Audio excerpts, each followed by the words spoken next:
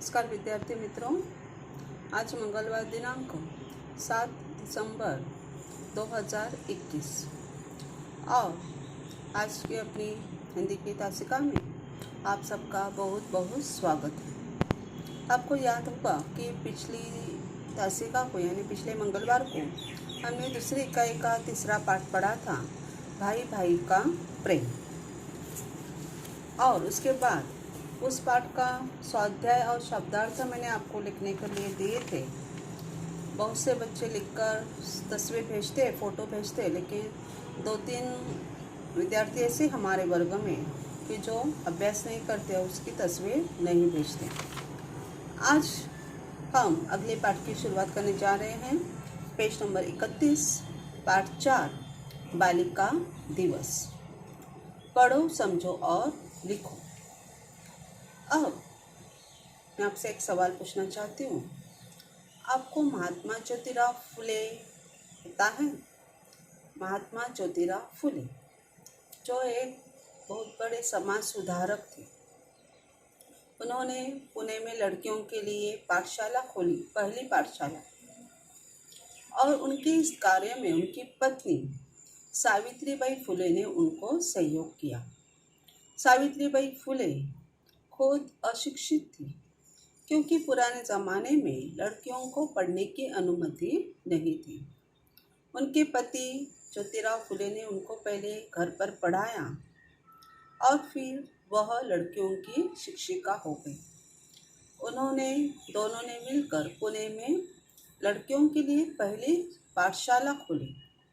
अब उस जमाने में जब लड़कियों को पढ़ने की अनुमति नहीं थी, तो एक पुरुष शिक्षक कैसे लड़कियों को पढ़ा सकता है नई पाठशाला में।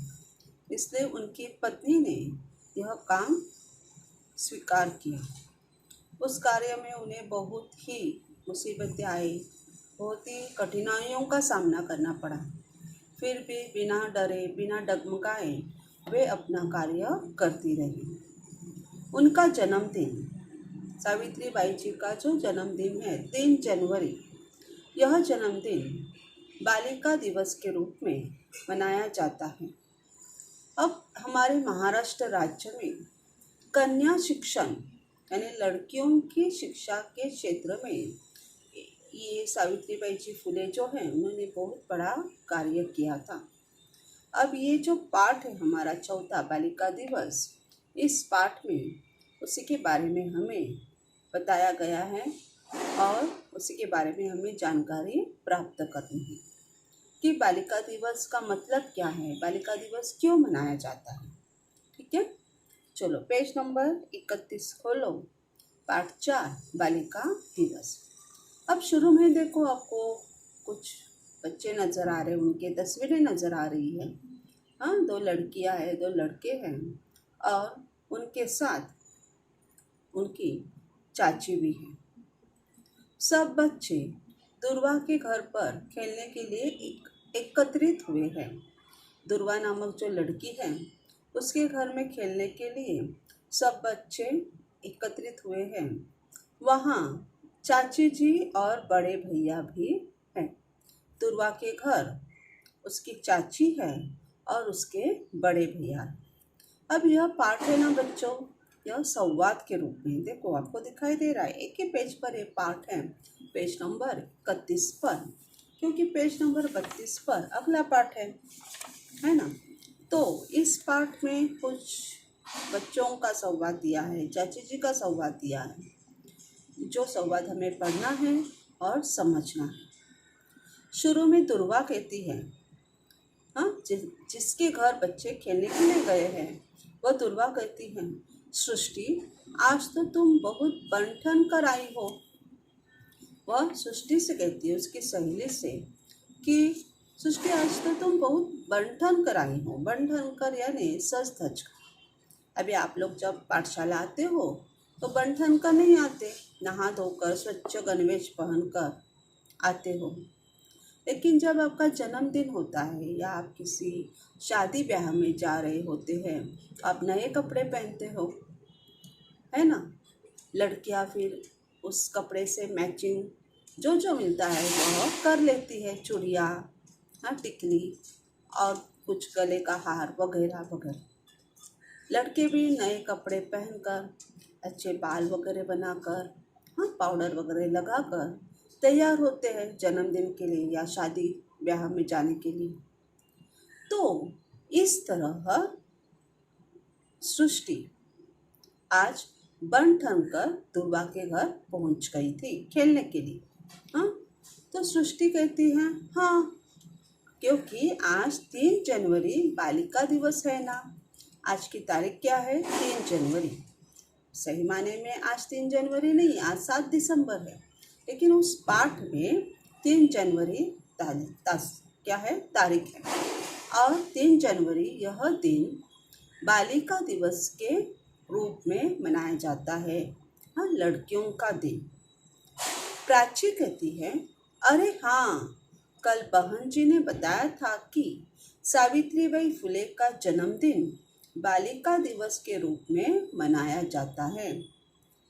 अब प्राची को याद आया, कल स्कूल में बहन जी यानी उनकी टीचर ने बताया था कि सावित्रीबाई फुले जी का जन्मदिन बालिका दिन के रूप में या बालिका दिवस के रूप में मनाया जाता है। अब क्यों मनाया जाता है? तो चाची जी कहती है, सावित्रीबाई फुले महाराष्ट्र की प्रथम शिक्षिका मानी जाती है। पुराने ज़माने में जब लड़कियों को पढ़ने की अनुमति नहीं थी, लड़कियों को घर के बाहर नहीं भेजा जाता था, उस जमाने में अपने पति के सहयोग से सावित्रीबाई फुले जी ने लड़कियों को पढ़ाया था। लड़कियों की वह प्रथम शिक्षिका बन चुकी थी। तो उन्होंने महाराष्ट्र की प्रथम शिक्षिका मानी जाती हैं। अपने पति महात्मा ज्योतिबा फुले के साथ मिलकर उन्होंने लड़कियों के लिए पुणे में पहली पाठशाला शुरू की थी। कुछ समय पहले मैंने आपको यही बताया था कि सावित्रीबाई फुले जी ने अपने पति ज्योतिराव फुले जी के सहायता से पुणे में बहुत साल पहले लड़कियों के लिए पहली पाठशाला खोली थी। अब यह पाठशाला ऐसी ऊंची इमारत नहीं थी, एक वर्ग था, सिर्फ एक घर के जैसा वर्ग था और उसमें कुछ लड़कियां पढ़ने आती थी। शुरू में बहुत कम लड़कियां थी, धीरे धीरे संख्या बढ़ने लगी और अब देखो इतने सालों के बाद कितनी पाठशालाएं हमारे महाराष्ट्र राज्य में, जहां लड़कों के साथ लड़कियां भी पढ़ती है एक साथ एक वर्ग में बैठकर। लेकिन पुराने ज़माने में लड़कियों को अनुमति नहीं थी, तो महात्मा ज्योतिराव फुले ने ये पहला समाज कार्य किया था लड़कियों को पढ़ाने का, और उस कार्य में उनकी पत्नी ने उनको भरपूर सहयोग दिया था। अब जिशान नाम का लड़का कहता है, आजकल तो लगभग सभी लड़कियां पाठशाला जाती है। सभी लड़कियां पाठशाला जाती है ना। आपके आस पड़ोस में देखो, जैसे कोई भी बच्चा, लड़का हो या लड़की, 4 साल के हो जाते हैं, उन्हें पाठशाला में डाल देते हैं, उनका नाम लिखवा देते हैं। पहले उनका छोटा शिशु होता है, फिर बड़ा शिशु होता है, फिर पहली कक्षा, दूसरी कक्षा करते करते 10वीं तक पहुंच जाते हैं। अब जैसे आप लोग 5वीं कक्षा तक पहुंच गए हो, तो आजकल सभी लड़कियां लड़कों के साथ पाठशाला जाती है। पढ़ाई लिखाई और अन्य क्षेत्रों में खूब आगे हैं। सभी लड़कियां पढ़ाई लिखाई में और अन्य क्षेत्रों में भी, जैसे खेल कूद में और कुछ क्षेत्रों में, देखो आजकल लड़कियां रिक्शा भी चलाती हैं, हाँ, रेलवे भी चलाती हैं। सब क्षेत्रों में लड़कों के साथ लड़कियां भी आगे बढ़ रही है। मंत्र कहता है, मंत्र नाम का लड़का, हाँ, आज समाज सेवा, शिक्षा, विज्ञान, संगीत, प्रशासन, शोध कार्य, खेल कूद आदि हर क्षेत्र में लड़कियां आगे बढ़ रही हैं। लड़कियां किसी भी क्षेत्र में पीछे नहीं हैं। समाज सेवा में तो है आगे, शिक्षा में भी है, विज्ञान में भी लड़कियां भी साइंटिस्ट बन चुकी है, वैज्ञानिक बन चुकी हैं। संगीत के क्षेत्र में हैं, हाँ, अपनी आवाज़ की जादू पूरी दुनिया को दिखा रही है। उसी प्रकार प्रशासन, प्रशासन यानी राजकाज, हाँ, प्रशासन जैसे नेता लोग होते हैं ना, प्रशासन करने वाले, हाँ, अब क्या कहते हैं हम, उसमें भी लड़कियां लड़कों के साथ या पुरुष के साथ महिला भी आगे बढ़ रही है। उसी प्रकार शोध कार्य में, खेल कूद में भी लड़कियां आगे हैं, हर क्षेत्र में लड़कियां आगे बढ़ रही है, राजनीति में भी। हाँ, सृष्टि कहती है, मेरी माँ बताती है कि शिक्षा हमें स्वावलंबी और सजग बनाती है। सजग का मतलब है सावधान। सृष्टि की माँ कहती है ना, बहुत अच्छी बात बताती है सृष्टि की माँ।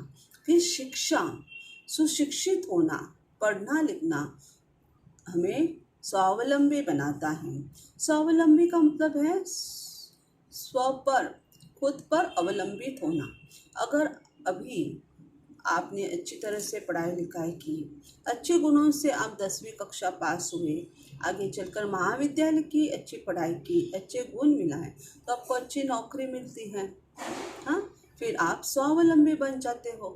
तो शिक्षा हमें स्वावलंबी बनाती है और सावधान बनाती है, सजग बनाती है। ठीक है। भैया कहते हैं, किसके भैया? दुर्वा के। कहा जाता है, एक लड़की शिक्षित होती है तो पूरा परिवार शिक्षित होता है। अगर एक लड़की शिक्षित हो गई तो उसका पूरा परिवार शिक्षित होता है। किस तरह?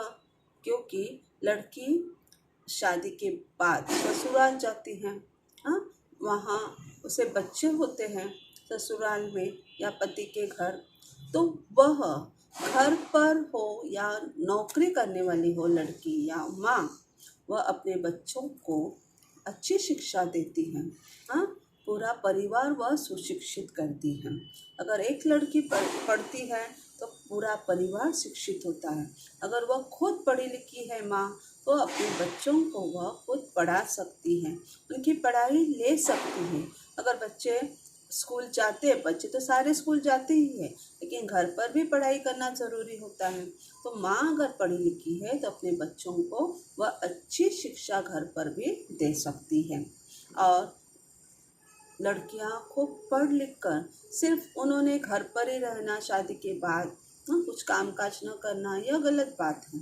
आप लोग लड़कियाँ भी शादी के बाद अच्छे पढ़ लिख कर, शादी के पहले अपनी पढ़ाई पूरी कर कर शादी के बाद या शादी से पहले आपको अच्छी नौकरी मिल सकती है, और शादी के बाद भी आप नौकरी कर सकते हो, हाँ, स्वावलंबी रह सकती है। ठीक है।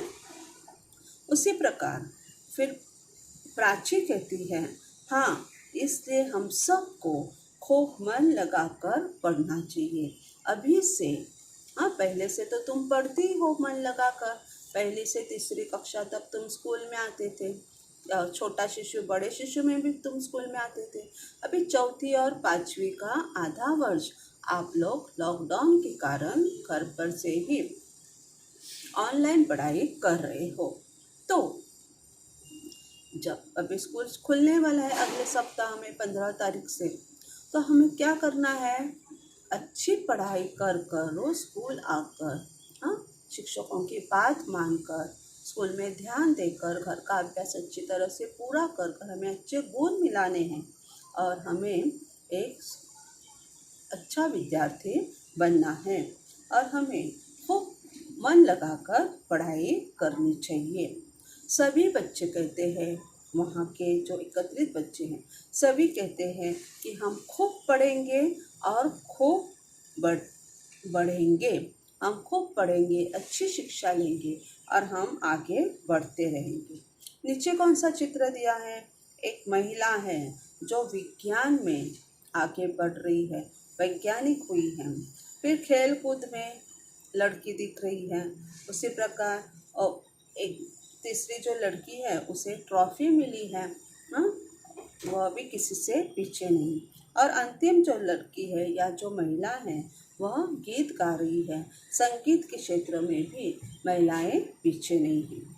विद्यार्थी मित्रों, यहीं पर यह पाठ ख़त्म होता है, लेकिन आज का आपको गृहपाठ रहेगा। ये पाठ ध्यान लगाकर, मन लगाकर 2 बार पढ़ना। शब्दार्थ और स्वाध्याय जो मैं भेजती हूँ वह सुंदर अक्षरों में लिखना और तस्वीर भेजना। क्योंकि अगले सप्ताह में जब तुम स्कूल आने वाले हो तब तुम्हें क्या करना है, तुम्हारी हिंदी की कापियाँ मुझे दिखानी है, हाँ, जो चेक होने वाली हैं। इसलिए अपनी कापी पूर्ण रखो, अक्षर सुंदर निकालो, ठीक है। यहीं पर हमारी आज की तासिका ख़त्म होती है। वीडियो ध्यान से सुनने के लिए सबका बहुत बहुत धन्यवाद।